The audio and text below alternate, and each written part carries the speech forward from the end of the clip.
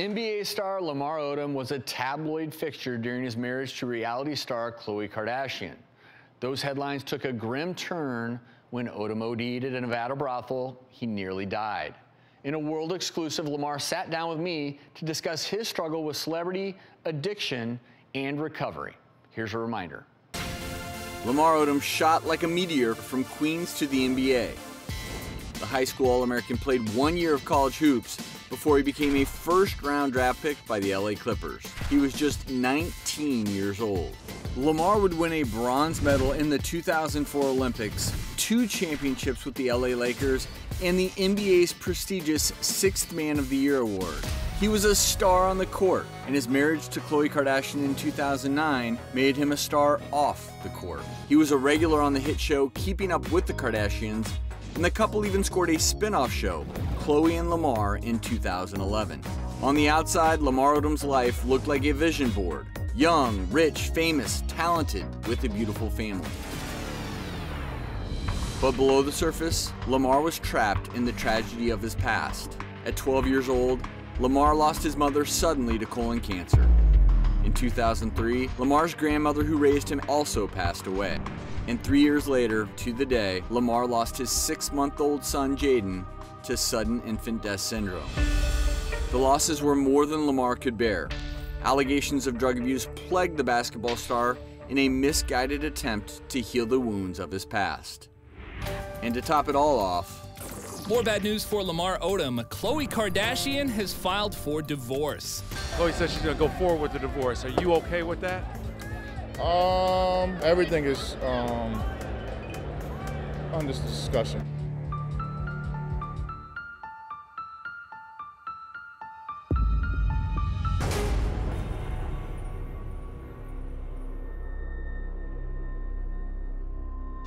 Was it rock bottom? Within months, rumors started flying that Lamar was using again. Pictures surfaced of Lamar allegedly in a pub on Easter weekend. Then a couple of months later, reports surfaced that friends staged an intervention that failed. Then he was reportedly so intoxicated on a flight that passengers said he was vomiting on the plane. I sat down with Lamar to address for the first time that fateful night of his overdose and all the rumors floating around of his subsequent relapses. obviously there was a lot of speculation. What was your last memory before waking up in the hospital? Being in that damn brothel and thinking I was going to just rest a little bit. When you woke up in the hospital, did you know why you were there? No. It's crazy because that night I didn't do any coke or anything like that. You know, so I was kind of confused too about how I got like that. I didn't know until Khloe had told me that I was in a coma. I couldn't even speak at the time. I couldn't talk, so I was scared.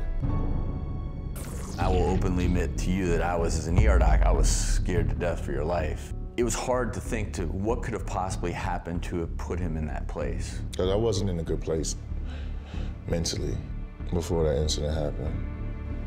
You know, me and my wife at the time were going through some things. And I was in a dark place. You know, like ever since my son died, ever since my mother died, I never talked about anything. It's a lonely place. Yeah, it is. There have been reports that even since what happened to you last October, that you've still been using substances. Is that true or false? False. But I'm here so that doesn't happen again. You know, when you could kind of see something coming? What do you mean by that? Like that urge or that itch. Is it true your mom taught you to be nice to everyone you meet? Yeah. You do a pretty good job of that, wouldn't you say? Yeah. Do you ever feel like maybe you could be a little nicer to yourself? I need to start doing that. So you're ready to make the commitment to make sure you don't go back down that rabbit hole? Exactly. This time, I might not be pulled out of that rabbit hole.